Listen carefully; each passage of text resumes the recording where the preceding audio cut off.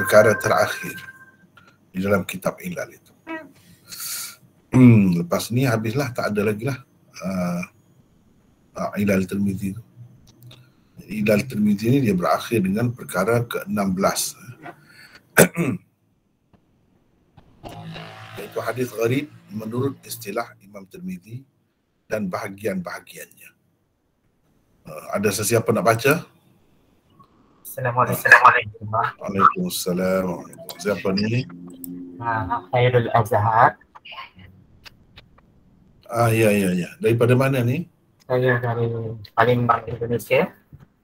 Oh, dari Palembang. Jauh. Ya. Tapi asli Malaysia, cuma sekarang ni duduk dekat Palembang kerana ada belajar sikit, so di sini. Oh, gitu. Ya. Boleh baca ya? Ya, insyaAllah. Baca, silakan. Bismillahirrahmanirrahim. Perkara ke-16. Hadis gharib menurut istilah Imam Tirmizi dan bahagian-bahagiannya. Ya. Perkataan gharib daripada segi bahasa Arab bererti asing dan tidak biasa. Daripada segi istilah ilmu hadis pula ia bererti hadis dhaif.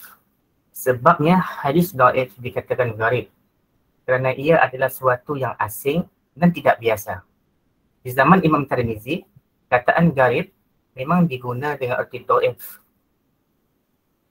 di dalam kitab sunannya. Perkataan mungkar pula diguna oleh beliau untuk hadis yang sangat dhaif. Selain memakai perkataan gharib dengan makna dhaif, Imam Tirmizi juga telah memakainya dengan 3 erti yang baharu. Dalam kitab Al-Ilal, ini Imam Tirmizi menerangkan tentang makna-makna baharunya seperti berikut. Hadis yang mempunyai satu sanad sahaja. Satu, kita sebut ni satu. Satu. Hadis yang mempunyai satu sanad sahaja juga gharib menurut Imam At-Tirmizi. Walaupun di peringkat bawahnya ia menjadi masyhur. Sebagai contohnya riwayat Ahmad bin Salamah dibawakan Hamad bin Salamah dibawakan untuk hadis gharib yang masyhur. Di peringkat bawahnya pula beliau bawakan riwayat Abdullah bin Dinar sebagai contoh. Nombor 2, hadis yang memang masyhur tetapi di dalam saluran riwayat tertentu perawinya ada menambahkan sesuatu baik pada matannya atau pada sanadnya. Saluran riwayat dengan tambahan seperti ini juga gharib menurut Tirmizi. Sebagai contohnya riwayat tentang zakat fitrah, sedekah fitrah. Berdasarkan saluran riwayat Malik terdapat tambahan minal muslimin di dalam matannya. Tambahan yang terdapat di dalam riwayat seperti ini jika berpunca daripada perawi yang siqah dan kuat seperti Imam Malik boleh diterima. Jika tidak, maka tidak boleh diterima. 3. Sesuatu hadis yang memang masyhur. Ia diriwayatkan oleh beberapa orang sahabat. Tetapi hadis berkenaan tidak begitu terkenal diriwayatkan daripada sahabat tertentu. Sanad yang sampai kepadanya juga hanya satu sahaja. Saluran riwayat seperti ini juga gharib menurut istilah Imam Tirmizi. Imam Tirmizi mengemukakan 4 contohnya dan dengan itu beliau menyudahkan kitab ilalnya ini. Sekejap ni dengan mengemukakan 4 contoh bagi bahagian yang ketiga ni. Bahagian yang ketiga ni Imam Tirmizi bagi 4 contoh. Selepas habis 4 contoh tu habislah kitab ilal ini. Cuma perbincangan tentang setiap satu tu agak ada detail jugalah perbincangannya. Tetapi secara ringkasnya apa yang Imam Tirmizi akan sebutkan di bawah tajuk ini, inilah semuanya. Inilah 3 perkara ni. 3 makna yang baharu bagi gharib di sisi Imam Tirmizi. Pada dasarnya di zaman Imam Tirmizi gharib itu dipakai dengan makna hadis dhaif. Dengan makna hadis dhaif. Kalau hadis dhaif sangat dipakai istilah mungkar. Maknanya kalau kita bertemu di dalam Sunan Tirmizi perkataan mungkar, itu menunjukkan hadis itu dhaif sangat. Kalau dhaif biasa, gharib. Gharib. Itulah. Kemudian gharib dengan makna hadis dhaif ya. mungkin gharib itu dipakai dengan salah satu daripada 3 makna yang baru sekejap tadi dibaca tadi. Kalau begitu kena tengok pula lah, tidak semestinya ia dhaif.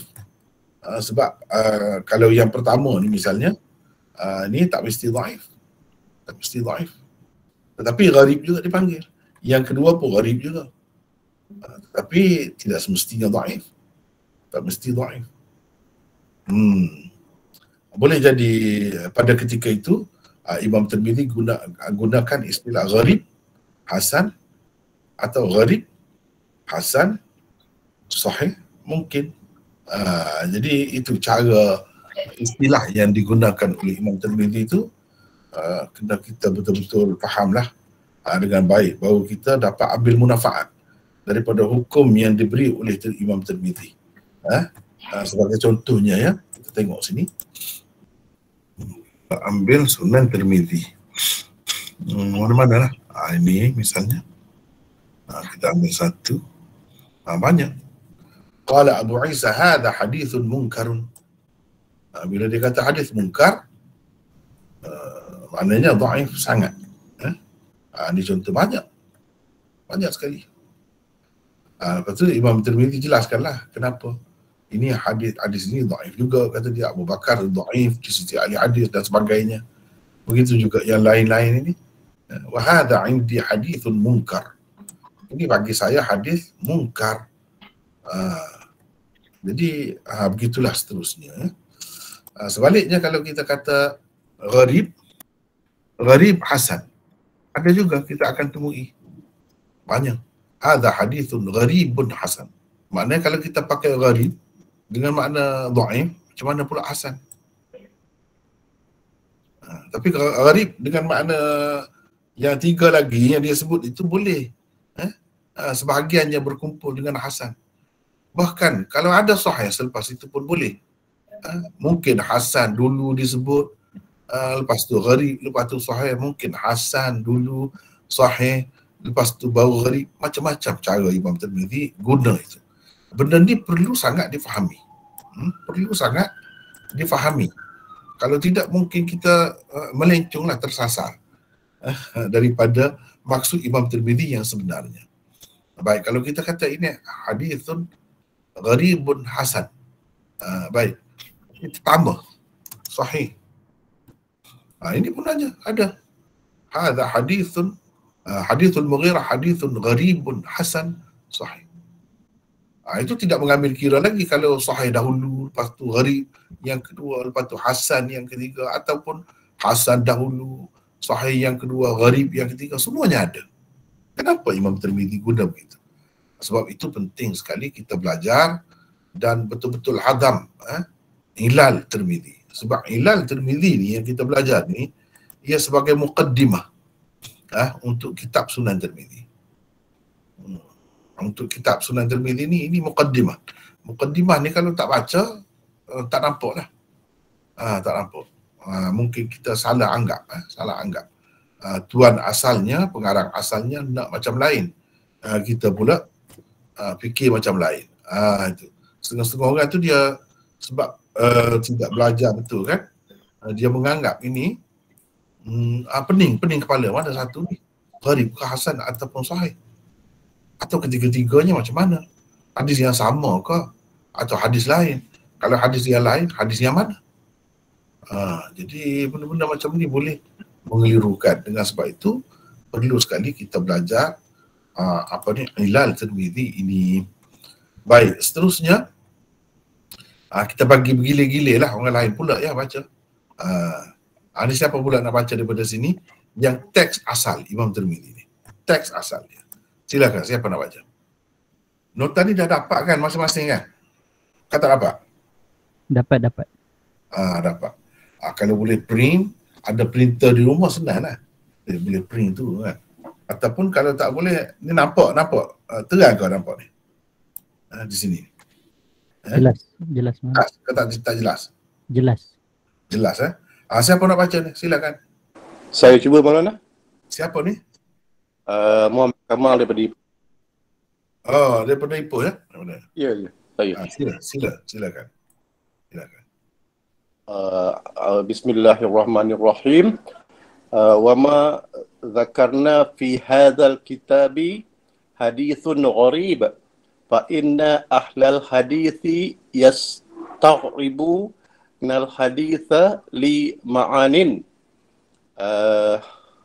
Alif rubba hadithin yakunu ghariban la yura illa min wajhin wahidin. Saya tidak sebut alif satu awalan. Kalau nak Okey benar. Awalan awalan rubba hadithin yakunu ghariban la yura illa min wajhin la yurwa illa min wajhin wahidin mithlu ma haddatha qala bihi Hamadu ni haddatha Hammad bin Salamah. Haddasa Hamadu bin Salamah an Abil Ushara an Abi qala qultu ya Rasulullah amma takunu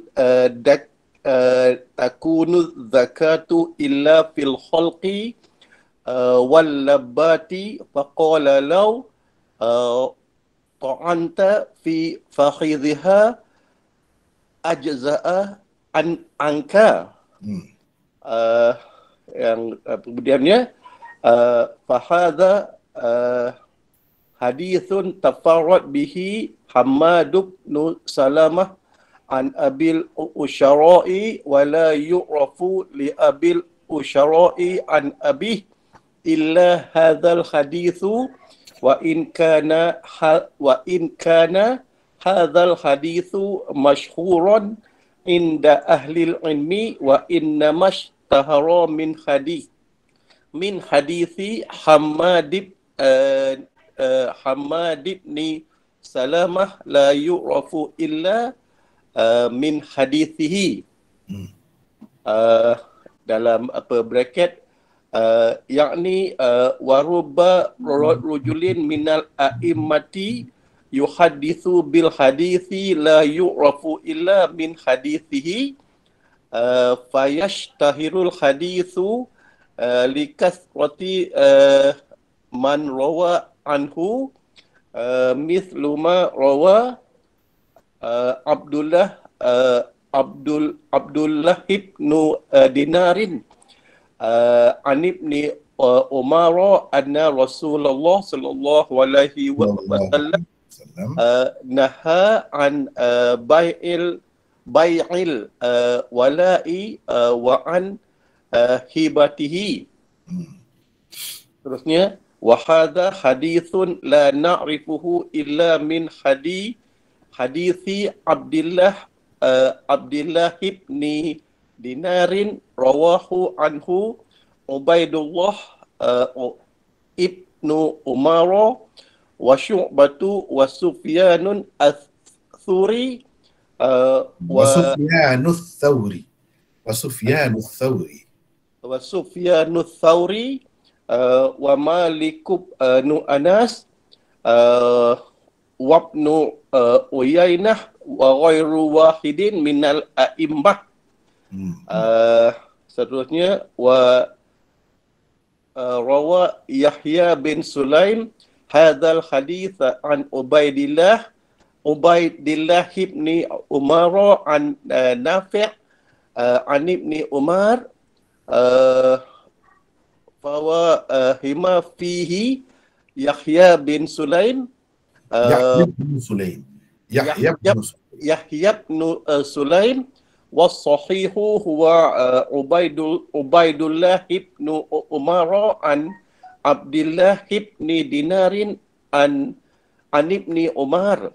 Hakadha rawa Abdul Wahhab al-Thaqafiyun wa Abdullah ibn Numairin an Ubaidillah ibn Umar an Abdullah ibn Dinarin Jangan sambung. Berhenti potong dan sambung begitu. Jangan begitu. Jadi Oh, kita baca an Abdillah ibni Dinar. Jangan baca an Abdillah ibni Dinar. Itu tak boleh. Jadi an, kena baca. Ya. Sambung terus. Gitu. an Abdillah ibni Dinarin an ibni Umar. Ya. Teruskan. Wa rawal mu'ammalu hadzal haditha an Syu'bata faqala Syu'batu lawadittu anna Abdallah ibni Dinarin Abdallah ibna Dinarin itu sebutan orang India itu.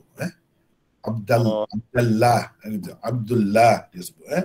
Abdullah. Anna Abdallah ibna Dinarin azina li hatta kuntu aqwamu ilahi fa aqbilu aqumu ilahi fa aqbilu bi ra'sihi fa uqabbilu bi ra'sihi. Makna pertama gharib dan contohnya bermaksud apa yang kami sebutkan di dalam kitab ini dalam braket Sunan At-Tirmizi hadis gharib, maka dalam braket ketahuilah sesungguhnya ahlul hadis ataupun muhaddithin menganggap gharib sesuatu hadis itu kerana beberapa sebab. Keterangannya adalah seperti berikut. Satu, setengah hadis dianggap gharib kerana ia diriwayatkan hanya melalui satu sanad sahaja. Contohnya ialah hadis yang diriwayatkan oleh Hammad bin Salamah daripada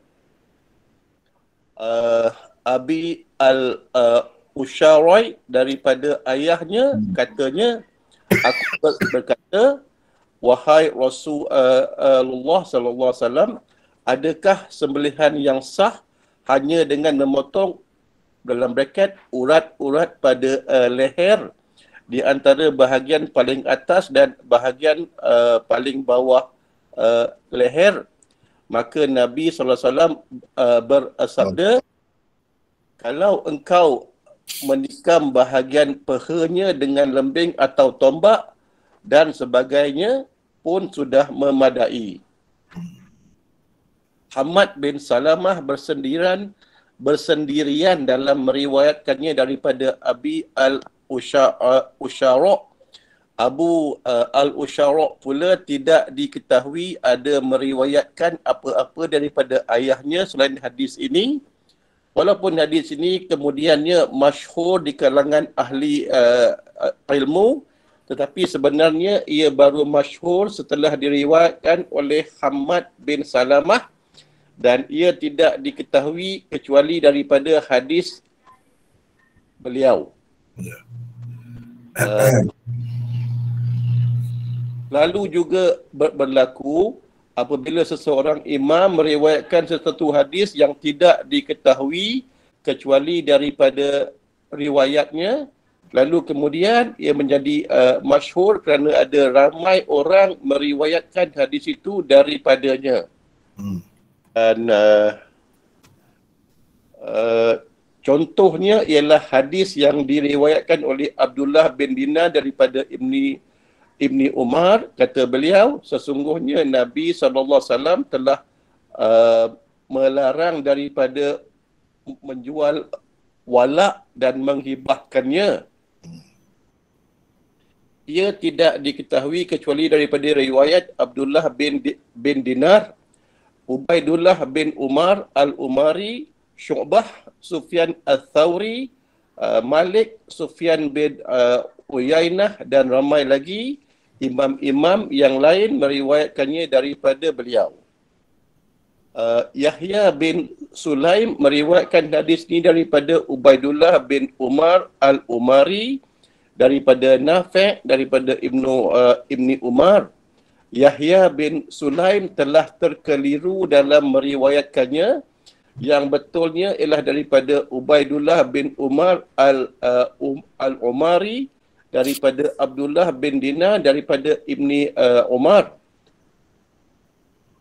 Demikianlah ia diriwayatkan oleh Abdul Wahhab As-Saqafi dan Abdullah bin Numair daripada Ubaidillah bin Umar Al-Umari daripada Abdullah bin Dinar daripada Ibni Umar. Setelah Al-Mu'ammal meriwayatkan hadis ini daripada Syu'bah, maka Syu'bah berkata kepadanya, ingin sekali aku pergi kepada Abdullah bin Dinar lalu mengucup ke kepalanya jika dia membenarkan aku melakukan begitu. Cukup. Kita tengok dulu. Kalau sempat kita baca lagi. Ini yang dibaca. Apa yang kita simpulkan di atas ni ringkasan kepada yang kita akan bincangkan di bawah teks Imam Tirmizi ni. Wa ma dzakarna. Ia bermula dengan wa ma dzakarna fi hadzal kitab hadithun gharib. Fa inna ahlal hadith yastaghribuna al hadith li ma'anin. Ini Imam Tirmizi nak cerita tentang makna pertama gharib dan contohnya. Gharib yang umum guna pada masa tu dengan makna hadis dhaif itu tak payah cerita dah. Dia nak cerita 3 lagi makna gharib yang lain. Yang pertamanya apa? Ini Imam Tirmizi sebut. Apa yang kami sebutkan di dalam kitab ini. Kitab ini itu maksudnya Sunan Tirmizi. Hadis gharib. Maka ketahuilah sesungguhnya ahlul hadis, yakni muhaddithin, menganggap gharib sesuatu hadis itu kerana beberapa sebab. Keterangannya adalah seperti berikut. Sesetengah hadis dianggap gharib kerana ia diriwayatkan hanya melalui satu sanad sahaja. Contohnya hadis ni, Hammad bin Salamah daripada Abil Ushara, daripada ayahnya, katanya, aku berkata, dan seterusnya. Kita telah baca tadi. Baik.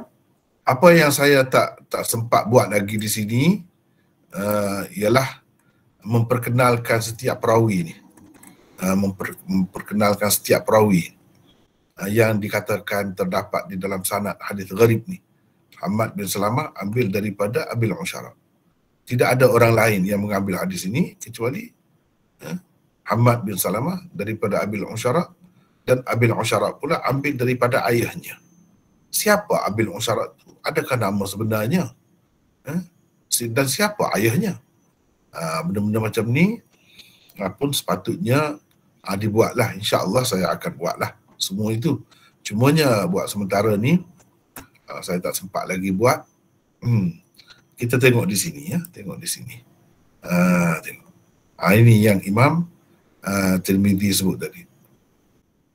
Rubba hadis yakunu ghariban la yurwa illa min wajhin wahid.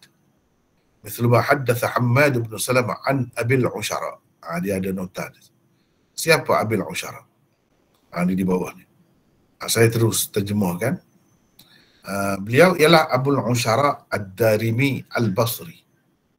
Beliau meriwayatkan hadis daripada ayahnya. Dan orang yang meriwayatkan hadis daripadanya ialah Hammad bin Salamah. Para ulama berbeza pendapat tentang nama dia. Abul Ushara itu apa nama sebenar? Sebab itu adalah kunyah. Abu ada Abu Ibnu depan gitu. Menunjukkan kunyah. Itu dipanggil kunyah. Ada yang mengatakan namanya Usamah. Ada juga kata namanya Utarid. Ada yang kata namanya Yasar. Ada beberapa lah. Khilaf ulama tentang nama dia tu. Ada yang kata Usamah, nama sebenar Abul Ushara. Ada yang kata Utarid dan ada yang kata Yasar. Imam Zahabi berkata A'rabi. Dia ni A'rabi. Orang darat, orang ulu. Layyanahul Bukhari. Imam Bukhari menganggap dia ni lemah, dhaif. Layyanahu mengatakan dia ni dhaif. Ini istilah lain bagi dha'afahu al-Bukhari. Layyanahu sama saja. Imam Ahmad kata hadisnya pada saya salah, silap. ada banyak silap. Ibnu Abdul Bar kata Abul Usyara, saya tak ada tahu. Saya tidak mengetahui dia ni dan ayahnya juga ada hadis selain daripada hadis zakat ad-darurah. Zakat zal bukan zai. Kalau zakat tu zakat fitrah, zakat apa ni, harta dan sebagainya. Ini dengan zal. Zakat mana sembelihan dalam keadaan darurat. Sembelihan darurat. Inilah yang kita baca sekarang ni. Hadis dianya tentang sembelihan darurat. Sembelihan darurat lah ke mana? Tak payah sembelih, potong ditekuk di leher dia tu. Tetapi dengan menikam mana-mana bahagian tubuhnya sehingga ia mati. Itu dipanggil sembelihan darurat. Jadi kata Ibnu Abdul Bar, dia ni kalau ada kita bertemu pun hadis dia ini saja.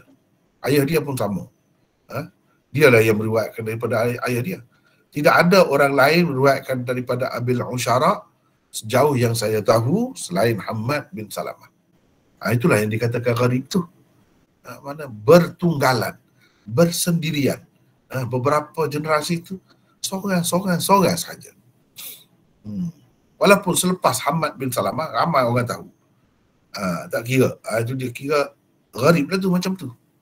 Itu pun satu bentuk gharib juga. Dan tidak semestinya dhaif. Kalau dhaif, ialah dhaif lah. Tapi ia tak mesti dhaif. Hadis gharib yang macam ni kalau perawi dia tu dhaif lah. Tapi kalau perawi dia tu semua dalam jaluran sanad tu semuanya tidak dhaif, sahih, perawi sahih, maka jadi sahih hadis itu walaupun gharib. Dengan sebab itu gharib itu boleh duduk bersama dengan sahih. Sebab sahih juga, ia sahih juga. Gharib itu dilihat dari sudut sanad dia tu. Diriwayatkan generasi demi generasi oleh seorang demi seorang sahaja. Begitu. Dalam keadaan mungkin ia sahih. Kalau sanad sampai akhir tu sahih lah. Atau kalau sanad dia tu bertaraf hasan, mungkin juga. Jadi hadis yang seperti inilah yang boleh. Gharib itu ada bersama hasan, bersama sahih. Yang Imam Tirmizi sebut tadi, kita baca dah tadi. Ni hasan, gharib. Gharib, hasan, sahih dan sebagainya. Ni gharib, hasan, sahih boleh duduk bersama. Gharib yang macam ni lah. Yang dengan makna tafarrud perawi.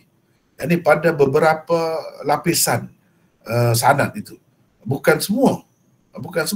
Tak mesti semua. Kalau semua pun iyalah. Kalau semua pun begitulah. Gharib dengan makna tafarrud ruwat perawi-perawinya itu seorang saja di setiap lapisan itu.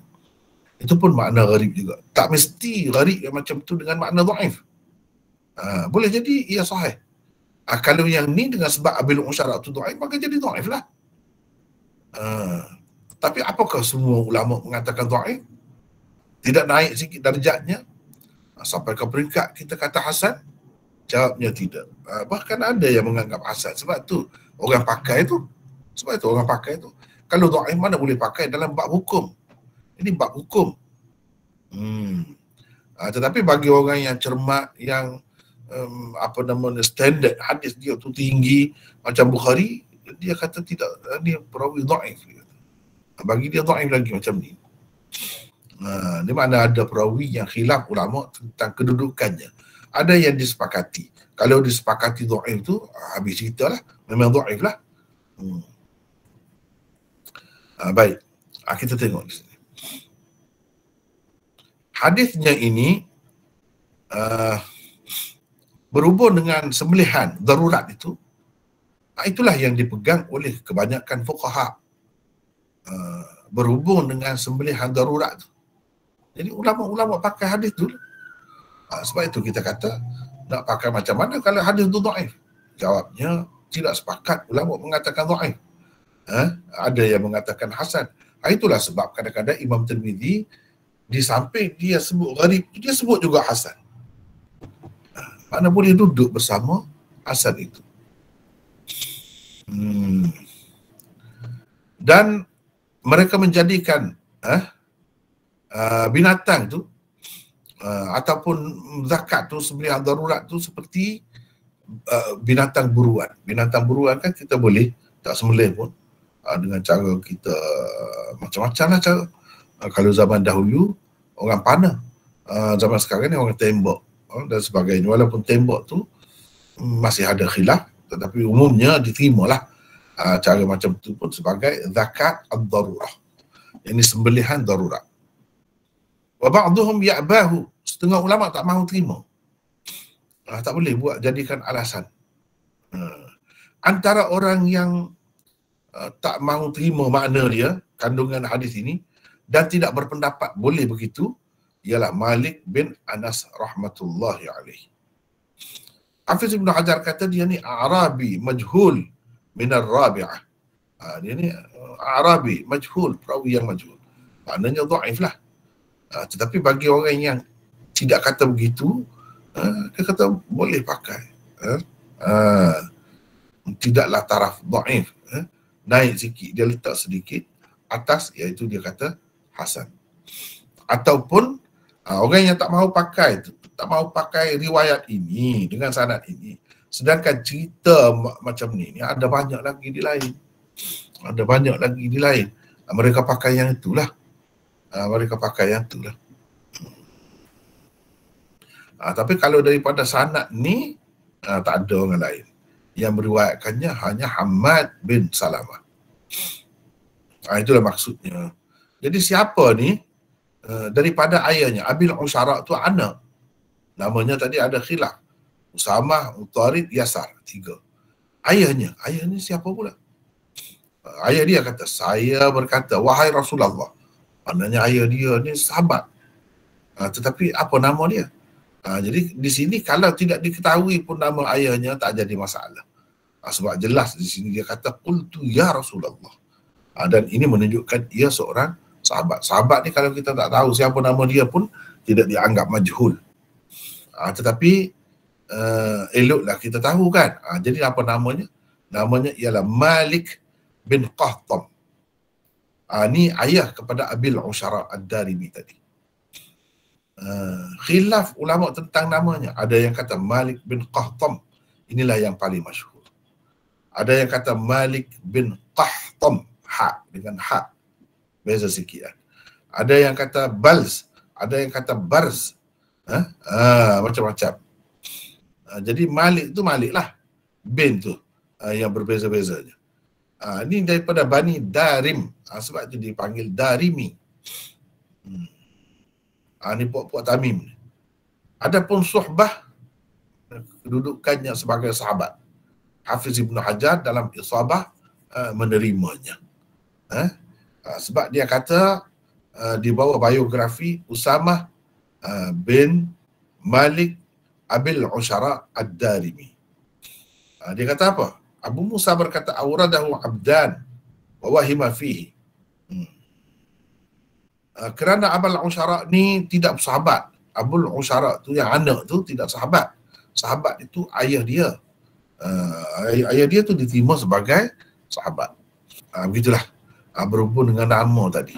Berhubung dengan nama tadi yang saya belum masukkan lagi di sini. Sepatutnya kena masuklah. Sebab apa? Nama sebenar Abil Usyara tu siapa? Dan apa nama ayahnya? Walaupun kita dapat tahu daripada cerita ni, ayah dia tu sahabat. Kalau tak tahu nama pun tak apa. Tapi kalau kita tahu tu lebih baiklah. Apa kata ayah dia? Wahai Rasulullah, adakah sembelihan yang sah? Ini maksudnya sembelihan yang sah hanya dengan memotong di antara bahagian paling atas. Ni rahang belakang, rahang bahagian bawah di rahang bawah. Daripada situ dan bahagian paling bawah leher. Ni tempat lekuk ni, lekuk tulang dada ni. Paling atas lekuk tu, leher tu. Antara tu. Adakah sembelihan yang sah ni kita potong leher binatang tu di situ, bahagian tu? Leher tu. Kalau kita orang ni halkum ni daripada halkum ni sampai ke bawah. Ni labbah nama ni. Ni tempat lekuk ni. Ni labbah.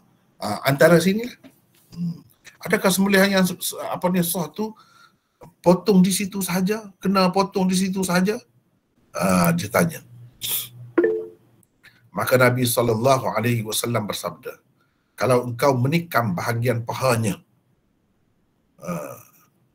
dengan lembing atau tombak dan sebagainya pun sudah memadai. Mana tak perlulah setiap waktu, setiap masa, dalam semua keadaan binatang yang halal dimakan. Ini semua ni maksudnya kena sembelih begitu, tempat itu sembelihan, cara sembelihan yang biasa. Dalam keadaan darurat boleh kita tikam di bahagian mana tubuh dia pun boleh. Sudah memadai, sudah kita boleh makan. Jadi binatang itu halal dimakan. Baik, kita ada nota di sini. Nota di sini. Siapa nak baca ni silakan. 151 ni nota ni. Kita bergilir-gilir, tukar-tukar ya. Siapa lagi? Silakan. Letih dah kan ni tengah hari ni. Silakan cepat-cepat sikit, jangan buang masa. Fatimah. Fatimah. Fatimah daripada mana ni? Biar orang tahu. Pasir Putih. Pasir Putih. Kelantan Okey. Baca. 151. Maksudnya ialah untuk pembelihan dalam keadaan darurat, azibul ittirari. Syari itu pun sudah memadai. Hadis Hamad bin Salamah daripada bin Musyarak daripada ayahnya ini. Tenggelam timbul suara tu. Fatimah. Dengar Ustaz? Dengar dah. Okey, sekali lagi ya. Okey, 151. Maksudnya ialah untuk sembelihan dalam keadaan darurat, azibul ittirari. Azabul ittirari. Syari itu pun sudah memadai. Hadis Hamad bin Salamah daripada Abil Ushara daripada ayahnya ini diriwayatkan oleh Tirmizi di dalam Abu Sa'id pada Babuz Zakah fil Halki wal Labbah. Di dalam Tirmizi ada di sini di bawah bab ni. Bab sembelih, bab sembelihan di leher, antara bahagian atas dan labbah, bahagian bawah leher. Paling atas dan paling bawah. Antara itulah. Di situ Imam Tirmizi ada sebut hadis ini. Baik, kalau kita nak tengok, misalnya kita tengok sekejap Fatimah. Sekejap. Nak tunjuk ni sebab kita sekarang ni duduk tengok Sunan Tirmizi ni. Ni babu ma ja'a fi zakat fil halqi wal labbah. Baik, kita tengok. Inilah hadis yang Imam Tirmizi sebut tu. Cuba kita tengok ni. Ni. Satu dengan sanad. Yang pertama, Hannad wa Muhammad bin al-Ala qala haddatsana Waqi' an Hammad bin Salamah. Ni Hammad bin Salamah. Maknanya tahwil sanad. Wa qala Ahmad bin Mani'. Mana dua saluran sanad Imam Tirmizi ambil hadis ini. Di bahagian bawah lah. Bahagian atas tu macam kita tahu dah lah. Gharib.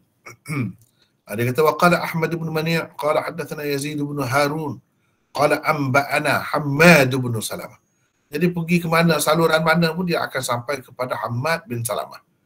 Daripada Hammad bin Salamah ini ke atas itu gharib. Gharib. Hammad seorang saja. Abil Ushara seorang saja.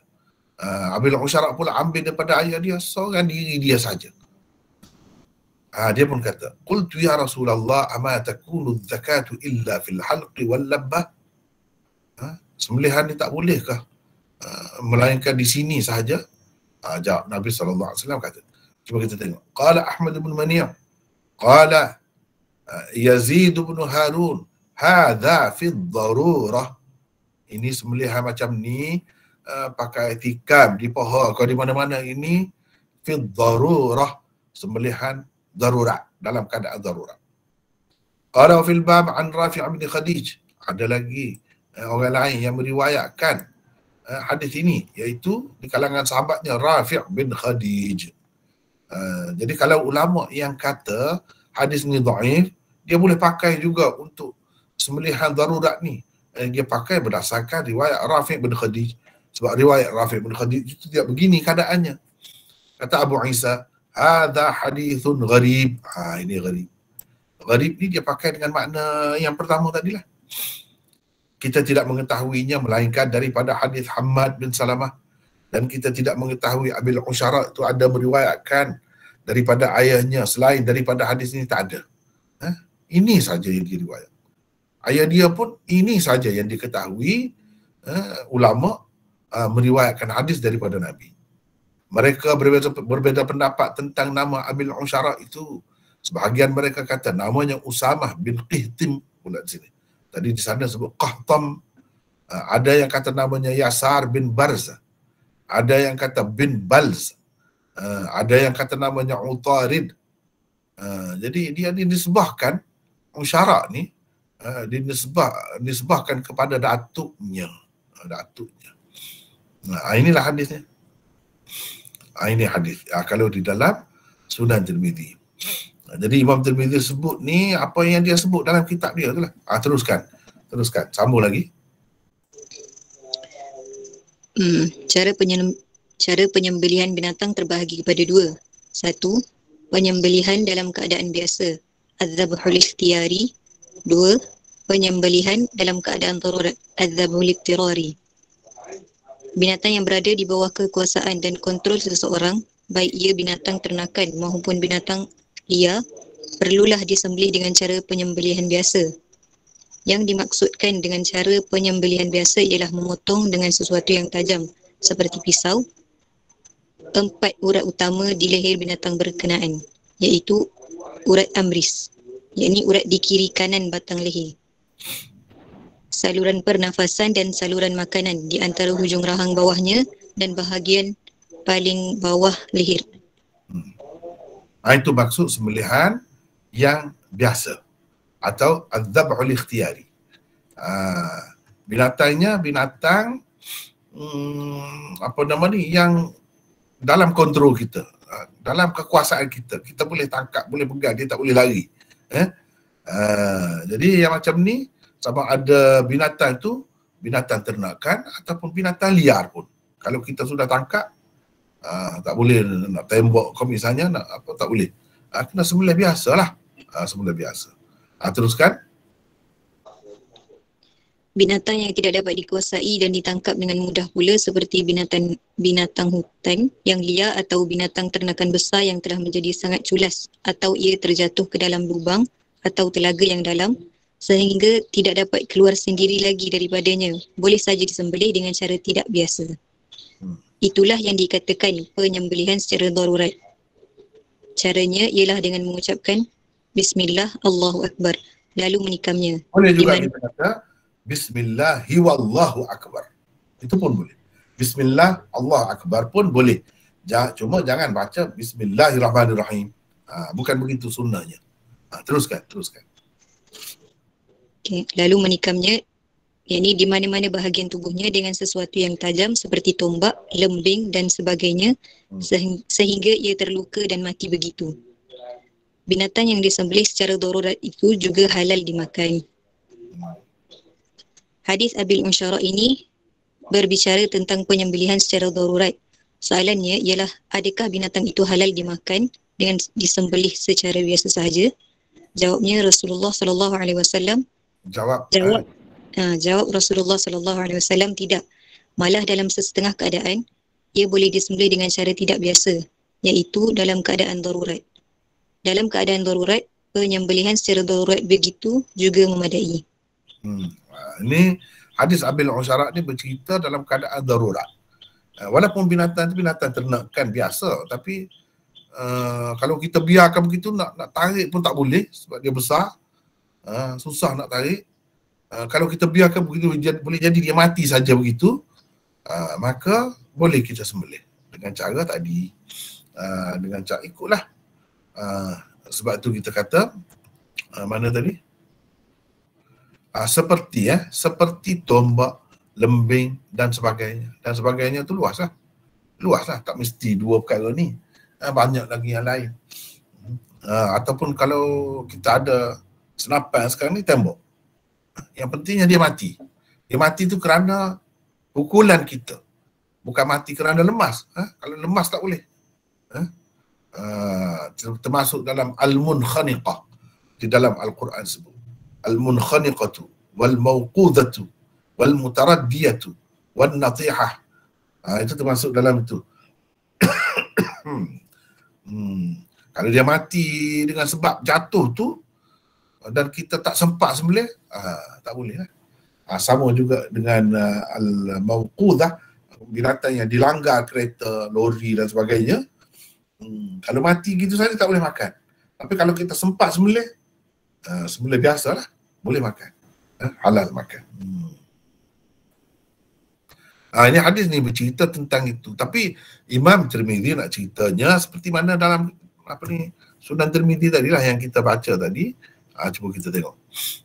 Ni. Dia nak cerita hadis ini gharib. Tengok dia kata hadis ini gharib. Kenapa gharib? Sebab Hammad bin Salamah ke atas tu seorang saja. Kalau nak ramai pun di sini, yang meriwayatkan daripada Hammad Waqi'. Ni saluran pertama riwayat Tirmizi. Yang meriwayatkan daripada Hammad dalam saluran kedua ialah Yazid bin Harun. Manakala ada dua orang di situ. Tidak tafarrud itu, tidak sendirian, tidak. Jadi yang dikatakan sendirian gharib itu di bahagian atasnya. Hadis yang macam ni pun disebut gharib juga. Baik. Gharib itu kerana seorang perawi.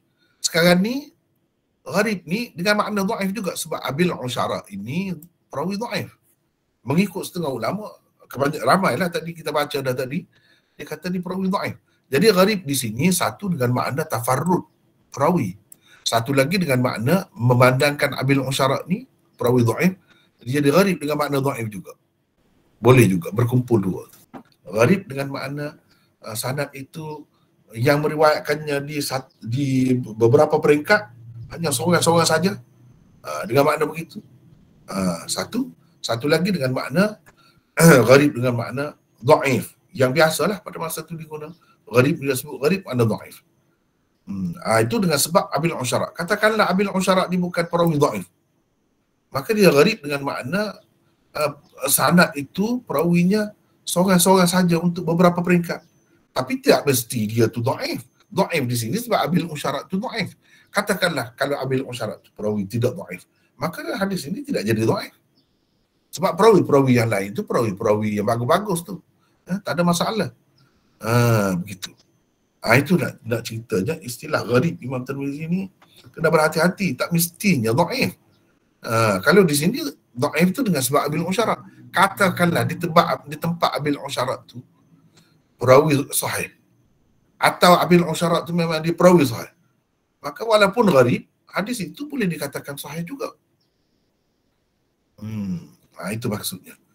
Kemudian Yazid bin Harun ni dalam saluran sanad yang kedua ni, Yazid bin Harun kata ini sembelihan macam ni, Nabi kata kalau kau tikam dekat paha dia pun sudah memadai.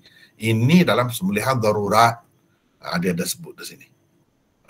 Ini huraian salah seorang perawi tentang apa yang dimaksudkan dengan Nabi SAW kata begini, lau ta'anta fi fakhidha la ajza'a anka.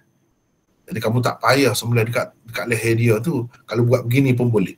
Ini dalam keadaan darurat, sembelihan darurat orang panggil, bukan dalam keadaan biasa. Walaupun binatang itu binatang ternakan biasa, tidak culas, tidak liar, boleh juga, tapi dalam keadaan darurat. Dalam keadaan tidak darurat tak boleh. Tak boleh. Kecuali kalau binatang liar, memang sukar nak tangkap dalam hutan, itu boleh. Itu boleh. Kita dengar senapan, kau sekarang ni orang guna senapan lah. Tak guna dah apa nama ni, anak panah apa tak guna dah sekarang ni. Jadi kalau semasa nak tembak tu, bismillah, Allahu Akbar, halal makan. Walaupun kita tak sempat sembelih. Sebab kita baca macam tadi tu dengan niat nak itu dia tu. Kalau sempat sembelih, sembelih lah. Kalau tak sempat, sudah memadai. Sebab apa? Sebab itu darurat. Hammad bin Salamah bersendirian dalam meriwayatkannya daripada Abil Ushara. Abul Usyara pula tidak diketahui ada meriwayatkan apa-apa daripada ayahnya selain hadis ini. Jadi ayah dia pun begitu juga. Tidak diketahui ada meriwayatkan apa-apa hadis lain selain daripada ini. Jadi 3 peringkat itu. Seorang-seorang saja. Sebab itu dikatakan gharib. Walaupun hadis ini kemudiannya masyhur di kalangan ahli ilmu, tetapi sebenarnya ia baru masyhur setelah diriwayatkan oleh Hammad bin Salamah. Ia tidak diketahui kecuali daripada hadis beliau. Ini kata Tirmizi. Baik. 152. Siapa nak baca pula ni? Cukuplah. Fatimah orang lain pula. Siapa pula? Silakan. Supaya tidak terasa penat tu masing-masing, sikit-sikit seorang. Ya? Silakan. Saya baca Maulana. Siapa ni? Ali Hanifah. Ali Hanifah daripada Sementani. Ya, silakan. 152. Ya. Walaupun hadis ini kemudiannya masyhur, tetapi dilihat kepada bahagian atasnya, ia tidak lebih daripada satu hadis gharib sahaja. Begitu maksudnya, ya. Baik. Sekarang ni kita pergi pula kepada seterusnya. Selalu juga berlaku apabila seseorang imam meriwayatkan sesuatu hadis yang tidak diketahui kecuali daripada riwayatnya. Seorang imam, dia bukan perawi biasa, tidak, imam. Imam tu maksudnya macam Imam Syafi'i, Imam Malik, imam lain-lain lah. Lalu kemudiannya ia menjadi masyhur kerana ada ramai orang meriwayatkan hadis itu daripadanya. Misalnya Hammad bin Salamah itu imam, dia tu. Banyak berlaku begitu. Contohnya ialah hadis yang diriwayatkan oleh Abdullah bin Dinar daripada Ibnu Umar. Kata beliau, sesungguhnya Nabi SAW telah melarang daripada menjual wala' dan menghibahkannya. Silakan sambung. Tadi siapa tadi? Ali Hanifah. Di dalam Sunan At-Tirmizi, hadis ini tersebut di bawah Al-Abwab Al-Buyu' pada bab, tak ada alif lam. Abwabul Buyu'.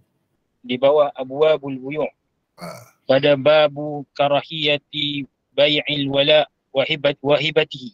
Ya. Bab larangan menjual dan menghibah wala. Maksud wala di sini ialah hak menerima pusaka daripada hamba yang dibebaskan atau dimerdekakan. Andaikan ada seseorang memerdekakan hambanya, kemudian hamba itu meninggal dunia, harta yang ditinggalkannya akan diwarisi oleh zawil furud dan asabah nasabnya jika mereka ada. Dalam keadaan tiada pula, hartanya akan diwarisi oleh tuannya yang telah memerdekakannya. Kerana ia merupakan asabah sababinya. Hak mendapat pesaka daripada bekas hamba yang dimerdekakan, itulah yang dinamakan wala. Dan hak wala ini tidak boleh dijual maupun diberikan kepada orang lain. Ini kerana hak mutlak, tidak harus dijual beli. Jadi ini tentang hadis. Ini karahiyah bai'il wala. Karahiyah, baik kita tengok kita tengok dalam Tirmizi sendiri. Sebab benda ni ada di dalam Sunan Tirmizi. Sebab bila kita baca kitab ilal ni banyak sebenarnya berkait untuk nak faham Sunan Tirmizi itu sendiri. Ini bab ma ja'a fi karahiyati bai'il wala wa hibatihi dalam Tirmizi. Lalu Imam Tirmizi bawalah sanad dia. Ni kita bertemu dengan Abdullah bin Dinar. Sufyan dan Syu'bah meriwayatkan daripada Abdullah bin Dinar daripada Ibnu Umar. Ni gharib juga. Bahawa Rasulullah SAW melarang daripada menjual wala' dan menghibahkannya. Kata Abu Isa, ini adalah hadis hasan sahih. Hadis hasan sahih.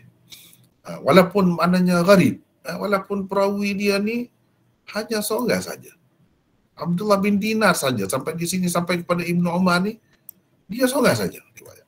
Kalau daripada Ibnu Umar lah, dia seorang saja. Kalau nak ramai pun selepas dia. Macam di sini Syu'bah dan Sufyan meriwayatkan daripada dia. Tapi kalau daripada Abdullah bin Dinar kepada Ibnu Umar tu seorang saja. Ini pun gharib juga mengikut Imam Tirmizi. Walaupun gharib, cuba tengok Imam Tirmizi hukum hadis ini hasan sahih. Sebab itu kita kata dah tadi. Jadi tidak semestinya bagi Tirmizi ni kalau perawi itu seorang-seorang dia terus jadi gharib dengan makna dhaif. Kalau perawi-perawinya itu orang-orang yang elok, perawi hasan, jadi hasan. Sahih, jadi sahih. Dan kita sudah bincang sebelum ni, apa menurut Imam Tirmizi istilah hasan tu apa maknanya? Hasan itu sama saja bagi Imam Tirmizi dengan sahih. Jadi kumpulkan kedua, setengah orang guna istilah hasan pada masa tu. Setengah orang guna istilah sahih. Jadi kedua-dua ni istilah yang sama. Walaupun sanad dia ni, perawi dia bersendirian. Tafarrud, ada tafarrud perawi di sini. Tetapi semuanya di semua peringkat itu perawi-perawi dia, termasuk yang seorang-seorang itu adalah perawi yang bagus-bagus, bukan perawi dhaif. Maka dengan sebab itu hadis ini jadi hasan sahih walaupun gharib. Itu sebab dia kata kita tidak mengetahuinya melainkan daripada hadis Abdullah bin Dinar daripada Ibnu Umar. Mana kita tak tahu. Kalau ada pun ini saja. Walaupun begitu Imam Tirmizi kata hasan sahih. Maknanya bagi Tirmizi tidak semesti kalau gharib itu terus dhaif terus. Tak boleh, bukan begitu. Cuba tengok di sini. Bahkan ahli ilmu pakai hadis ni. Kalau dhaif nak pakai macam mana? Tak boleh pakailah. Padahalnya Imam Tirmizi kata kita tidak mengetahui hadis ini melainkan daripada hadis Abdullah bin Dinar daripada Ibnu Umar. Dia bersendirian ni. Tafarrud ni. Tafarrud di sini. Tafarrud tidak semestinya terus jadi dhaif. Lepas tu dia sebut apa yang dia sebut dalam ilal tadi. Wa qad rawa Yahya bin Sulaim hadzal hadis an Ubaidillah bin Umar an Nafi' an Ibni Umar. Mana bukan Abdullah bin Dinar sahaja nampaknya yang meriwayatkan daripada Ibnu Umar, tetapi Nafi' juga.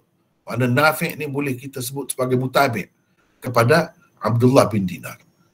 Jadi bagaimana kita kata gharib pula? Ada ni orang lain selain daripada Abdullah bin Dinar yang meriwayatkan daripada Ibnu Umar. Siapa? Nafi'. Imam Tirmizi sendiri kemukakan di sini. Dalam kitab Ilal tadi pun benda yang sama dia bawakan. Dia ada sebut hadis yang sama.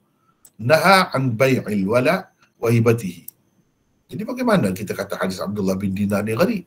Sedangkan ada orang lain pun yang meriwayatkannya, iaitu Nafi'. Ini melalui saluran sanad Ubaidullah bin Umar. Yang ni daripada Sufyan dan Syu'bah, daripada Abdullah bin Dinar. Yang ni daripada Ubaidullah bin Umar, daripada Nafi'. Mana ada orang lain, bukan bersendirian, bukan berseorangan. Jadi bagaimana kita kata gharib? Wahwa wahmun, ini waham ni keliru ni Imam Tirmizi kata ni. Wahima fihi Yahya bin Sulaim, Yahya bin Sulaim yang keliru di sini. Jadi tak boleh pakai yang ni. Hakikatnya tetap hadis itu gharib. Sebab tafarrud, sebab perawinya bersendirian. Tak ada orang yang lain yang turut meriwayatkan hadis ini selain daripada Abdullah bin Dinar, tak ada. Jadi kalau kata Nafi' ini keliru saja. Imam Tirmizi kata, siapa yang keliru? Yahya bin Sulaim. Ni perawi ini yang keliru. Apa bukti? Apa bukti dia keliru? Wa rawa Abdul Wahhab al-Thaqafi wa Abdullah bin Numair wa ghair wahid an Ubaidillah bin Umar an Abdullah bin Dinar an Ibni Umar an Nabi sallallahu alaihi wasallam. Wa hadha asahhu min hadith Yahya bin Sulaim. Dia kata sebab ni Ubaidullah ni bin Umar ni bukan Yahya bin Sulaim yang meriwayatkan daripada Ubaidullah bin Umar disebut Nafi', bukan Abdullah bin Dinar. Sedangkan orang lain anak murid Ubaidullah bin Umar ni juga, iaitu Abdul Wahhab al-Thaqafi, Abdullah bin Numair, dan bukan seorang lah, beberapa orang anak murid Ubaidullah ni yang Yahya bin Sulaim riwayatkan daripadanya ni, orang lain meriwayatkan daripada Ubaidullah bin Umar itu juga, daripada Abdullah bin Dinar, bukan Nafi', daripada Ibnu Umar. Jadi yang ni lebih sahih. Itu keliru tu. Nampak ke tidak? Ini kalau kita tengok kitab yang asas ni nampak lebih jelas lah. Baik. Benda yang sama juga Imam Tirmizi tulis di sini. Terus. Apa dia? Siapa tadi? Ali Hanifah. Baca terus. Yahya bin Sulaim meriwayatkan hadis ini daripada Ubaidullah bin Umar Al-Umari, daripada Nafi', daripada Ibnu Umar. Yahya bin Sulaim telah terkeliru dalam meriwayatkannya. Yang betulnya ialah daripada Ubaidullah bin Umar Al-Umari, daripada Abdullah bin Dinar, daripada Ibnu Umar. Jadi dia tersilap. Dia pergi kata Nafi', tempat Abdullah bin Dinar. Yang sebenarnya Abdullah bin Dinar ni juga. Begitu. Baik, baca nota dia. 155. Melalui perenggan ini, Imam Tirmizi cuba menjawab satu soalan andaian bahawa mungkin ada orang berkata, di mana gharibnya hadis ini kalau ia diriwayatkan oleh Yahya bin Sulaim? Juga. Jangan tinggal. Di mana gharibnya hadis ini kalau ia diriwayatkan juga oleh Yahya bin Sulaim, daripada Ubaidullah bin Umar Al-Umari, daripada Nafi', daripada Ibnu Umar. Maka jawapannya ialah sanad Yahya bin Sulaim itu silap. Yang betulnya ialah daripada Ubaidullah bin Umar Al-Umari, daripada Abdullah bin Dinar, daripada Ibnu Umar. Abdul Wahhab Al-Thaqafi dan Abdullah bin Numair juga meriwayatkan begitu. Oleh kerana tokoh-tokoh hadis seperti An-Nasa'i dan lain-lain mengatakan hadis Yahya bin Sulaim daripada Ubaidullah Al-Umari sangat dhaif, maka sanad yang dikemukakannya dianggap tidak muktabar. Jadi pengkaji hadis ni, ulama-ulama rijal ni kata Yahya bin Sulaim ni kalau diriwayatkan daripada Ubaidullah bin Umar Al-Umari, dia ni sangat dhaif. Sedangkan berapa ramai lagi anak-anak murid Ubaidullah bin Umar itu yang turut meriwayatkan hadis yang sama, mereka tak ada sebut pun Nafi'. Semuanya sebut seperti orang lain lah. Semuanya sebut Abdullah bin Dinar, bukan Nafi'. Jadi maknanya hakikatnya ini keliru lah. Jadi ada dia seorang yang sebut begitu tidak muktabar, tak boleh pakai. Sebab dia dhaif, tak boleh pakai. Kita kena pakai yang banyak-banyak. Jadi hadis itu tetap dikatakan gharib. Sebab apa? Hanya Abdullah bin Dinar sahaja yang meriwayatkan daripada Ibnu Umar. Walaupun di peringkat bawahnya ramai. Tak kira peringkat bawah. Di mana-mana bahagian kalau ada seorang saja, itu sudah boleh dikatakan gharib mengikut Imam Tirmizi. Cuma tidak semestinya bila Imam Tirmizi kata gharib itu makna terus hadis itu jadi dhaif. Tak mesti. Macam hadis ni, ini tidak dhaif. Bahkan Imam Tirmizi kata ni, cuba kita tengok tadi. Dia sebut ni, Hasan, hadha hadithun Hasan sahih. Di mana gharibnya? Sedangkan dalam ilad dia kata ni hadis ni gharib.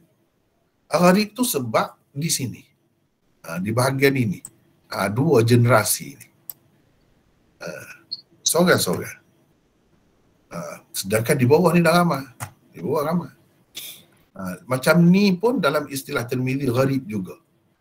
Tetapi gharib yang macam ni tak mestinya dhaif. Dia boleh jadi hasan, boleh jadi sahih. Boleh jadi juga dhaif, boleh jadi. Tengok kepada sanad lah. Tengok kepada sanad. Demikianlah ia diriwayatkan oleh Abdul Wahhab Al-Thaqafi dan Abdullah bin Numair, daripada Abdullah bin Dinar, daripada Ibnu Umar. Teruskan baca nota ni. 156. Hadis gharib dengan makna pertama ini tidak semestinya dhaif. Sanadnya mungkin dinilai tinggi. Gharib dengan makna ini boleh berkumpul bersama hasan dan sahih. Dan ia juga boleh berkumpul dengan hasan sahaja. Jika di dalam sanad yang tunggal itu ada perawi dhaif, maka ia akan dikira sebagai dhaif. Ketika itu terkumpul dua makna gharib padanya. Satunya kerana ia adalah sanad yang tunggal, dan keduanya ialah kerana ia memang dhaif. Seperti tadilah hadis Abil Ushara tu. Hadis Abil Usharat itu terkumpul dua makna gharib. Begitu ya. Antara bukti bahawa riwayat Yahya bin Sulaim itu silap, ini buktinya. Setelah Al-Mu'ammal, tadi dah baca tadi, Al-Mu'ammal meriwayatkan hadis ini daripada Syu'bah, kan? Daripada Syu'bah. Syu'bah meriwayatkan hadis ini. Tapi yang meriwayatkan hadis ini dalam Sunan Tirmizi ini Abdul Rahman bin Mahdi, bukan Mu'ammal. Bukan Mu'ammal. Dan Imam Tirmizi sebut setakat itu saja di dalam sunannya. Di dalam ilal ni dia sebut di Mu'ammal meriwayatkan hadis ini daripada Syu'bah. Maka Syu'bah berkata kepadanya, ingin sekali aku pergi kepada Abdullah bin Dinar. Dia tak sebut pun Nafi'. Abdullah bin Dinar juga yang disebutnya. Lalu mengucup kepalanya jika dia membenarkan aku melakukan begitu. Suka sangat dia.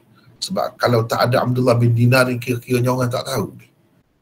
Tapi walaupun dia Abdullah bin Dinar ni seorang, orang tetap terima sebab dia tokoh besar ni, imam ni. Imam ni.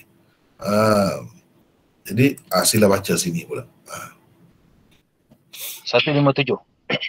Tujuan Imam Tirmizi mengemukakan riwayat Mu'ammal ini pula ialah untuk membuktikan bahawa memang Abdullah bin Dinar sahaja yang meriwayatkan hadis itu. Itulah sebabnya Syu'bah begitu terhutang budi dengannya sehingga mendorong beliau berkata, ingin sekali aku pergi kepada Abdullah bin Dinar, lalu mengucup kepalanya jika dia membenarkan daku melakukan begitu. Sebab itu dia kata, jadi yang dia sebut tu semua sebut Abdullah bin Dinar. Tak ada sebut Nafi' seorang pun. Kalau ada pun Yahya bin Sulaim tadi. Dan sebagaimana kita sudah tahu, Yahya bin Sulaim ni kalau dalam meriwayatkan hadis daripada Ubaidullah bin Umar, dia memang dianggap lemah, sangat lemah. Dengan sebab itu perawi yang sangat lemah nak lawan dengan sekian ramai perawi yang lain, tak boleh lawan. Kita kena ketepikan dia. Kita kena ketepikan dia. Jadi hadis ini betul lah contoh yang Imam Tirmizi bagi dalam ilal ni, contoh bagi hadis gharib dengan makna pertama, selain daripada gharib yang umum dipakai pada masa itu dengan makna dhaif. Ini gharib dengan makna pertama yang Imam Tirmizi cuba perkenalkan.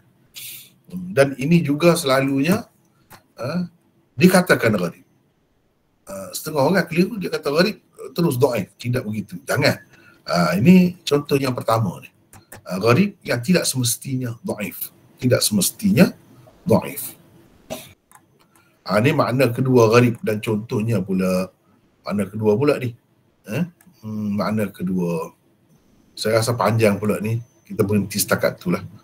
Untuk bincang-bincang Untuk bincang-bincang. Kau nak baca terus? Atau nak bincang? Boleh. Sebab ni panjang pula ni, cerita lain pula ni. Makna kedua gharib dan contohnya. Tadi makna pertama. Makna pertama gharib. Makna kedua pula. Ini perlu faham. Bila kita baca kitab Tirmizi, kita akan bertemu banyak ni gharib ni. Kadang dengan makna pertama, kadang dengan makna kedua, kadang dengan makna ketiga, kadang dengan makna biasa. Jangan setengah orang dia kata mudah kita baca Tirmizi sebab dia terus dah bagi dah hukum tentang hadis tu. Dia kata ni sahih, ni hasan, ni gharib. Senanglah kita. Jangan begitu. Jangan buat mudah begitu, tidak semudah itu. Kena tahu perincian dia ni. Sebab itulah kena belajar dan baca kitab ni, kitab ilal ni.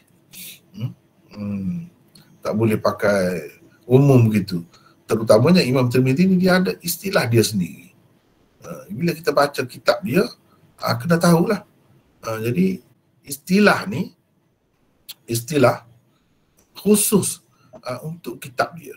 Dan dia buat ni dalam ilal ni sebagai mukaddimah untuk memahami kitab Sunan Tirmizi. Macam tadi kita dah bertemu tadi kan, sini. Bab ma ja'a fi karahiyati bai'il wala wa hibatihi. Jadi karahiyah ni apa makna? Karahiyah tak apa makna? Adakah dengan makna makruh? Makna asalnya karahiyah, karahah makruh lah. Makruh ke ni? Jual walak ni, hibah walak. Dah, bukan makruh. Haram di sini. Makna dia karahiyah ni makna tahrim bai'il wala wa hibatihi. Bukan dengan makna makruh saja, tidak. Sebab apa sebab? Sebab itulah saya dah bagi dulu kan muqaddimah Sunan Tirmizi tu. Kalau baca dalam tu saya sudah hurai dah. Jadi kalau peserta-peserta pelajar-pelajar yang baru ni mungkin dia tak tahu cerita tu, harap masuk dalam inilah grup ni, grup teratur hadis ni, dan dapatkan nota tu. Nota ni di mana ni ya? Di sini sekejap. Ni yang ni muqaddimah ni, muqaddimah Sunan Tirmizi ni. Di sini saya sudah bagi dah. Tengoklah di situ ya. Tengok di situ. Apa makna karahiyah? Sebab kita kena ingat ni, jangan lupa Imam Tirmizi ni termasuk dalam ulama mutaqaddimin. Banyak sekali terdapat perbezaan penggunaan istilah di antara mutaqaddimin dan mutaakhirin. Kalau mutaakhirin, karahiyah tu dengan makna makruh. Tapi bila kita baca kitab Imam Tirmizi, jangan terus anggap itu makruh. Jangan semudah itu. Sebab ada kalanya, bahkan banyak tempat karahiyah di dalam Sunan Tirmizi ni, dalam tajuk dia terutamanya, itu dengan makna haram. Dengan makna haram. Itu kena faham tu. Itu antara benda yang kena fahamnya. Ni tajuk dia ni. Jangan terjemah sekali-kali makruh. Bab makruh menjual walak dan hibahnya, menghibahkannya. Jangan terjemah gitu, silap tu. Kena terjemah begini. Nak selamat terjemah begini. Bab larangan menjual walak dan menghibahkannya. Larangan ni, saya pun terjemah begitu. Bab larangan menjual dan menghibah walak. Larangan. Larangan ni ada dua. Ada kalanya sebagai makruh, ada kalanya sebagai haram. Sebab ada juga dalam Tirmizi ni, karahiyah tu memang dengan makna makruh, bukan dengan makna haram. Jadi nak selamatnya kita terjemah larangan karahiyah. Larangan menjual dan menghibah walak. Tapi larangan itu sebagai larangan apa? Larangan haram di sini.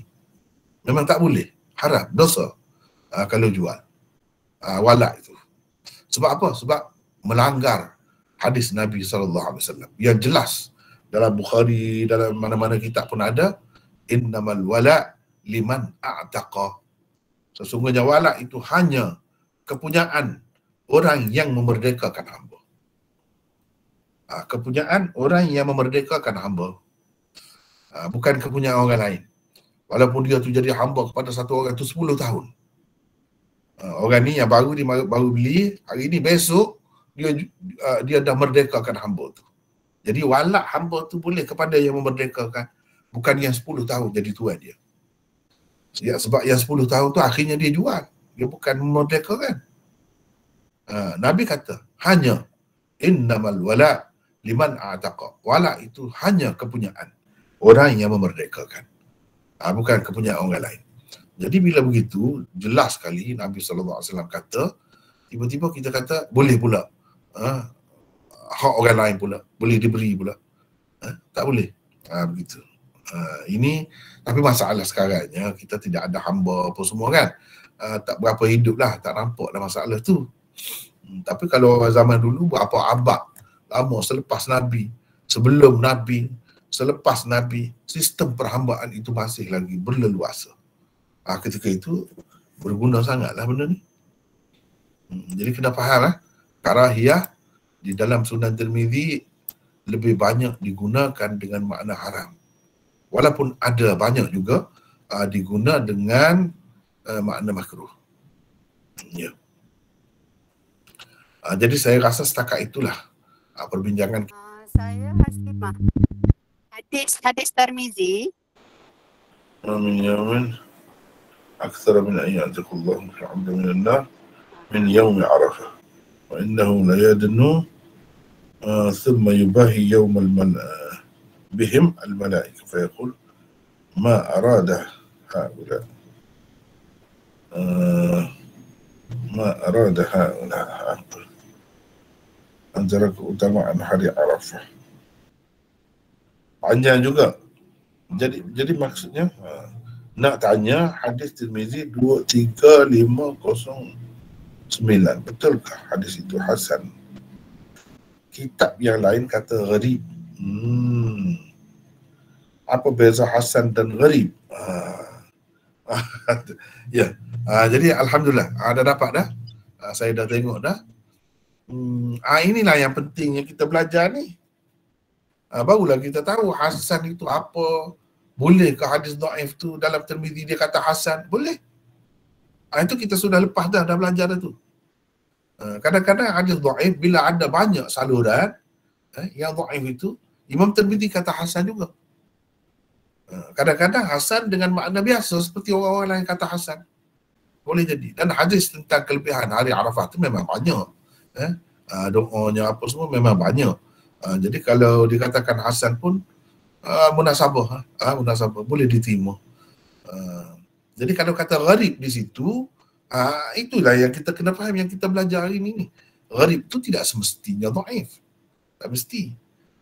Sebab kalau perawi dia tu semata-mata bersendirian pada beberapa peringkat,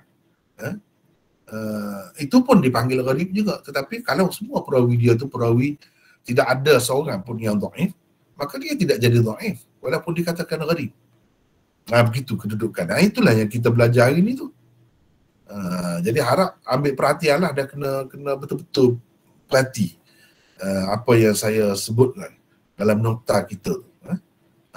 Itu penting sangat. Kalau tidak jadi bercelarulah. Apabila kita mengatakan ini gharib, mana dhaif, macam mana pula sahih pula. Tapi kalau kita belajar tadi tak timbul masalah. Boleh berlaku macam tu. Boleh berlaku. Ya. Wallahu a'lam. Silakan. Assalamualaikum Maulana. Waalaikumsalam. Okay, saya Izarul daripada Bukit Beruntung. Ya. Saya nak tanyalah status hadis mengenai fadilat puasa hari Arafah dalam Sahih Muslim. Sebab saya ada tengok dalam Facebook Dr. Fatih As-Sakandari. Ketika dia belajar di Mesir, dia kata Dr. Khalid Hayek, seorang ulama hadis dari Jordan, murid pada hadis Abdullah Al-Sa'ad, dia kata hadis kelebihan puasa Arafah di dalam Sahih Muslim tu hadis tu dhaif. Lepas tu saya baca. Lepas tu dia kata sebab dhaif yang benar hadis ni mursal Abu Qatadah Al-Adawi Al-Basri yang merupakan seorang tabi'in. Okay, cuma nak tanya Maulana, apa komen Maulana mengenai hadis ini? Adakah dia sahih ke dhaif? Itulah, dia ada juga. Kalau kita terima pendapat ulama, dia kata sahih berdasarkan keyakinan mereka terhadap Muslim itu. Sahih Muslim itu. Kalau ulama yang tengok perincian dia tu mungkin macam tadilah, dia kata itu bermasalah sanad itu, dhaif. Tetapi secara umumnya banyak cerita-cerita tentang kelebihan hari Arafah tu, puasanya apa semua tu boleh kita terima. Nak amal tu tidaklah sampai jadi salah. Cuma kalau kita nak detail macam tadi, boleh juga begitu. Itu terpulang kepada kajian masing-masing lah. Walau bagaimanapun, puasa pada hari Arafah tu ada perincian ulama pula. Ada yang mengatakan kepada yang buat ibadat itu Nabi SAW tidak menggalakkan, tetapi kepada yang tidak terlibat dengan ibadat itu. Jadi ada pula perincian, pembahagian seperti itu. Itu yang disunatkan. Adapun yang sedang buat kerja haji itu tak perlu, mereka tu tidak digalakkan pun. Ada juga yang kata begitu. Ada yang mengatakan sebenarnya tak jadi masalah kalau nak puasa pun. Cuma jangan dengan sebab puasa tu jadi letih, kita tidak dapat buat ibadat dengan sempurna. Ada juga yang kata begitu. Jadi masalah ini banyaklah perinciannya dan perbezaan pendapat di situ. Walau bagaimanapun, ada ulama ramai juga yang mengatakan ada benda tu, walaupun dengan perincian tadi. Dan kalau kita nak terima yang satu lagi pun, tak jadi masalah juga. Itu adalah hasil kajian. Setengah-setengah ulama. Jadi kita boleh terima lah. Terpulang kepada kita lah nak terima yang mana-mana di situ. Kalau dalam keadaan gini, nak kata dia tu maudhu' tak ada siapa pun kata, cuma sekadar dhaif, begitu je lah. Jadi dhaif ni kalau kita buat pun tak ada masalah. Tak ada masalah. Gitu sajalah. Terutamanya kalau hari itu hari yang biasa kita puasa kebetulannya. Lagilah tak ada masalah. Lagilah tak ada masalah. Kita dapat 2 di situ mudah-mudahan. Katakanlah kena hari Isnin. Kita selalu puasa hari Isnin. Atau hari Khamis. Katakanlah. Jadi kita dapat 2. Tapi kalau nak perincian tadi macam tadilah. Gitulah, benda ni masih khilaf lagi. Antara ulama hadis. Wallahu a'lam. Ya, Maulana. Waalaikumsalam. Saya nak tanya berhubung dengan ijtihad fatwa umum. Okey, sekiranya hasil ijtihad mufti itu melanggar hadis Rasulullah sallallahu alaihi wasallam disebabkan tekanan dari pemerintah sekular yang tidak amanah dan mengambil ringan dengan hukum agama, apakah peranan ahli sunnah dalam mempertimbangkan fatwa tersebut dengan mengambil kira apa yang kita pelajari, iaitu tidak boleh taklid pada sesuatu pendapat terutama dalam penyelewengan hukum yang boleh memberi kesan buruk kepada agama untuk generasi baru. Itu saja Maulana, terima kasih. Ya, sama-sama. Ya, dalam masalah tadi kalau kita cukup faham kan, tak perlu ikut sebenarnya. Tak perlu ikut. Yang kata suruh ikut ulil amri apa semua tu, wa ulil amri minkum tu, itu tak termasuk. Sekiranya kita ni cukup faham masalah permainan politik, apa dia semua, kuasa semua ni, maka jika benda tu berkait dengan individu lah, peribadi, kita tak perlu ikut.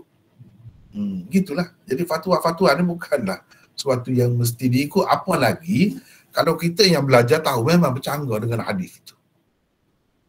Dengan ada hadis yang bercanggah jelas. Lagilah. Cumanya betul ke bercanggah? Takut bercanggah tu dari satu sudut. Sedangkan orang lain kata tidak bercanggah. Bukan begitu maksud hadis. Kalau macam tu, lain pula pertimbangannya. Mungkin perlu diutamakan fatwa dia. Tak boleh kita kata menyalahi lagi. Kena tengoklah menyalahi itu macam mana. Takut-takut tidak menyalahi. Hanya dari satu sudut saja. Ada pihak-pihak tertentu saja kata menyalahi. Sedangkan yang lain tak kata menyalahi pun. Itu kena tengoklah. Itu perlu kepada ilmu lah, orang yang berilmu sebenarnya. Baru dia dapat menilai benda tu. Begitulah. Tapi pada dasarnya, semua takut sebenarnya kalau kita perhatikan, kalau ulama yang sebenarnya daripada dahulu, zaman sahabat sampai sekarang ni, kalau ada hadis Nabi betul-betul, dah hadis tu memang jelas, tak ada makna lain dah, tak boleh pergi, nak pusing ke mana pun tak boleh, mereka tak akan langgar biasanya. Semuanya akan angkat tangan. Kalau ada pendapat yang berbeza, nampak berbeza dengan hadis tu, adalah benda tu, ada sesuatu. Kalau bagi mujtahid lah. Bagi mufti pun, dia mujtahid juga sebenarnya. Sepatutnya begitulah. Mujtahid kecil kita panggil. Tapi, tengoklah. Kalau dia tu bertanggungjawab betul, macam orang lain jugalah. Dalam masalah ijtihad dia tu, kalau betul, dapat 2 pahala. Salah, tak berdosa. Kalau betul-betul lah amanah. Begitulah. Cuma nak tahu amanah ke tidak amanah, betul ke tidak dia pakai, kalau kita orang belajar, kita tahulah. Begitulah. Ya. Assalamualaikum Maulana. Waalaikumsalam. Ya. Saya nak tanya pasal mengenai apa tu kaitan dengan nota dirayah semalam. Sebab kita dah belajar pasal nama Nabi Muhammad dan keturunan Nabi Muhammad daripada Arab. Adakah hadis yang popular dalam tarikat tu yang kata ana Ahmad Bilal Mim, ana Arab Bilal Ain? Adakah hadis tu Maulana? Tidak. Itu hadis palsu. Okey, terima kasih Maulana. Itu bahaya tu hadis tu. Hadis palsu tu. Orang-orang sufi yang menyeleweng banyak guna itu. Jangan sekali-kali guna itu hadis maudhu'. Itu pentingnya kita belajar usul dirayah apa semua tu, nak mengelak daripada terkena benda-benda begitulah. Assalamualaikum Maulana. Waalaikumsalam, ya, silakan. Saya nak tanya kitab Sahih Bukhari syarah yang Maulana buat tu. Dalam juzuk pertama tu telah disyarahkan sebanyak 58 hadis. Ada berapa lagi hadis yang tidak disyarah yang belum dibukukan oleh Maulana? Banyak dah juga. Kalau kira tu mungkin dah jadi 2-3 jilid dah sebenarnya. Tapi saya belum semak macam tu lagi lah. Ya. Setakat ni yang sudah setakat ni 58 hadis tu untuk satu jilid lah dulu ya? Ya. Oh, tadi yang disyarah tu banyak lagi sebab belum buku lagi? Ya, begitulah. Oh, betul. Terima kasih Maulana ya.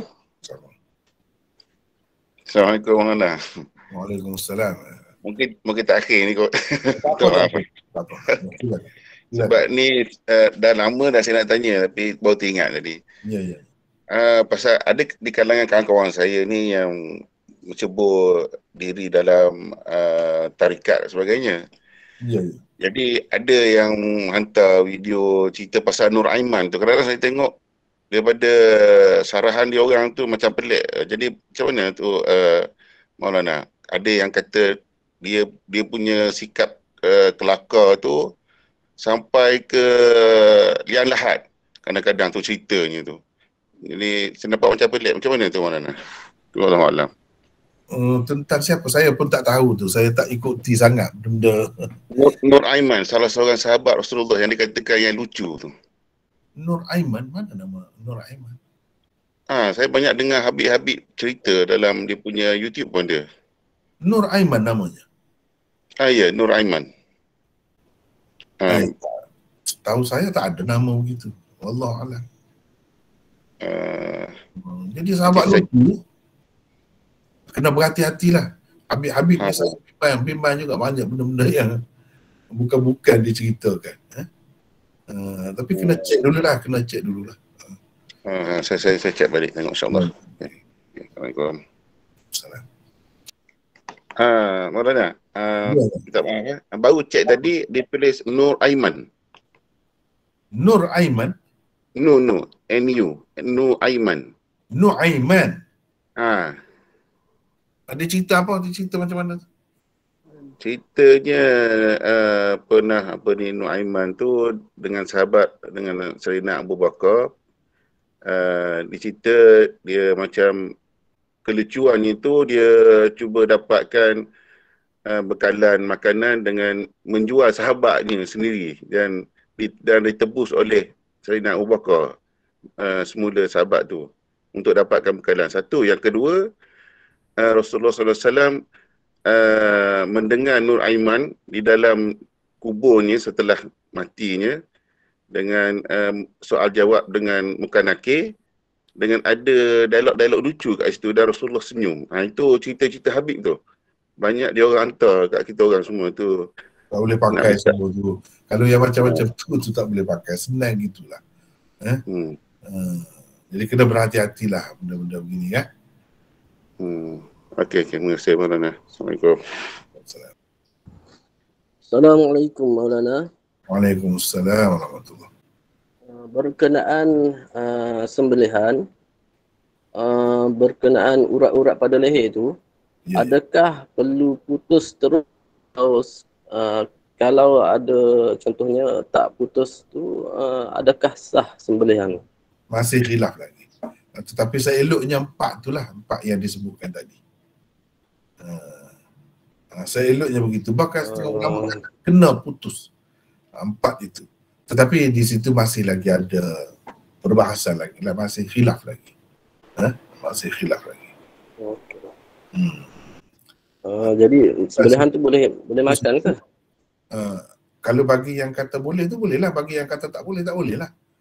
Sebenarnya maksud sebenarnya nak suruh putus itu semua tu supaya tidak menyiksa binatang tu. Itu maksud sebenarnya. Takut jadi seksa binatang itu. Walaupun Islam ni benarkan kita sembelih Tapi Nabi dah ingatkan, idza dzabhtum fa ahsinu dzibha. Bila kamu menyembelih, maka elokkanlah cara sembelih kamu. Jadi elokkanlah tu macam mana Nabi dah tunjuk dah bagi tahu dah. Begitulah caranya. Dan kalau tidak sepenuhnya, dia akan menyeksa binatang. Dari sudut itulah salahnya. Bahkan sampai ke peringkat ulama mengatakan kalau tak putus tak boleh lah. Tak sah lah. Jadi bangkai lah. Itu takut tu sebab tu kena berhati-hati lah. Berhati-hati. Minta sikit nasihat Maulana? Ya. Nak minta sikit nasihat Maulana. Sebab bila kita belajar hadis ni, kita kena faham bahasa Arab. Kita barulah sedap sikit tu. Cuma nak kalau yalah kita bahasa Arab pun kita belajar tasrif, belajar tu, tapi dia punya nak kejar belajar bahasa hadis tu pun rasa macam merangkak-rangkak. Memanglah. Perlu ambil masa sebenarnya, lama masa. Saya pun boleh macam ni, itu pun banyak lagi yang saya tak dapat. Daripada budak lagi. Daripada belasan tahun lagi. Tak berhenti sampai ke hari ni. Nak ceritanya susah juga. Kita nak dapat, nak jadi daging darah tu susah juga. Bahasa mana-mana pun. Apalagi bahasa Arab tu yang memang luas perbincangannya. Lagilah. Ikut mana-mana pun, kalau kita selalu ikut, di samping kalau belajar bahasa Arab, itulah yang terbaik sebenarnya. Itulah yang terbaik. Sebab kita boleh faham sedikit sebanyak, tak faham banyak pun, sedikit tu faham juga. Dan dengan sebab itu, kalau ada masa lah, elok sangat lah kalau belajar bahasa Arab tu. Ikuti kelas bahasa Arab pula. Sekarang ni, Alhamdulillah banyak saya tengok boleh belajar secara online. Belajar sendiri, tak payah pergi mana-mana, boleh dapat. Itu peluang lah tu. Peluang banyak sangat. Bahasa kita pun banyak juga. Nak belajar Quran, nak belajar macam-macam lah. Tafsir Quran, boleh dapat semua. Dah ada kemudahan dah. Dalam keadaan ada kemudahan ni, kalau tak belajar lagi sajalah. Terutamanya yang ada masa banyak tu. Ramai juga antara kita ni saya tengok yang kira-kiranya pencen lah, umur pencen tu banyak. Masa tu kalau rajin betul, mengisikan masa tu banyak sangat tu, boleh lah. Salah satunya belajar bahasa Arab. Sebab kalau kita boleh belajar bahasa lain, kenapa bahasa Arab tak boleh? Saya setuju sangat, sokong sangat lah kalau belajar bahasa Arab. Memang peringkat mula-mula tu mestilah mengangkat-angkat. Lepas tu insya-Allah Allah SWT akan permudahkan kita. Jadi saya rasa itulah, sekadar itulah untuk hari ini. Wallah. Terima kasih.